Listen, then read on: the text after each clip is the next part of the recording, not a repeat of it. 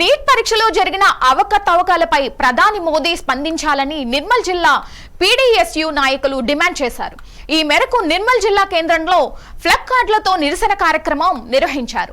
ఈ సందర్భంగా నిర్మల్ జిల్లా అధ్యక్షుడు వాగ్మేరే మహేంద్ర మాట్లాడుతూ పరీక్షపై చర్చా కార్యక్రమం నిర్వహించే మోదీ నీట్ అవకతవకలపై సమాధానం ఇవ్వాలని డిమాండ్ చేశారు. నీట్ పేపర్ లీకేజీకి బాధ్యత వహిస్తూ national testing agency chairman Pradeep Kumar Joshi రాజీనామా చేయాలన్నారు.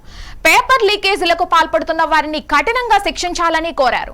ఈ ధర్నాలో పీడీఎస్యూ జిల్లా ఉపాధ్యక్షుడు పవర్ కిరణ్ విద్యార్థులు పాల్గొన్నారు. దేశవ్యాప్తంగా నీట్ పరీక్ష నిర్వహించారు. ఆ నీట్ పరీక్షలో అవకతవకలు జరిగాయని ఆరోపణలు వస్తున్నాయి.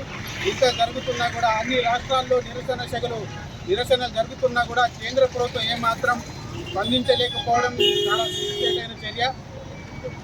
ఎప్పుడు కూడా జరిగినవి కనివిని ఎరగని అన్నట్టు ఒకేసారి 67 మంది ఫస్ట్ ర్యాంక్ రావడం అనేది చాలా అసాధ్యమైన విషయం. కాబట్టి ఒక బీహార్లోనే ఒక పరీక్ష కేంద్రంలో 8 మంది ఫస్ట్ ర్యాంక్ ఉంచారంటే 8 మంది ఫస్ట్ ర్యాంక్ సాధించారంటే ఎంత దాంట్లో లీకేజీ ప్యాకేజీ ఉందనేది మనం అర్థం చేసుకోవచ్చు.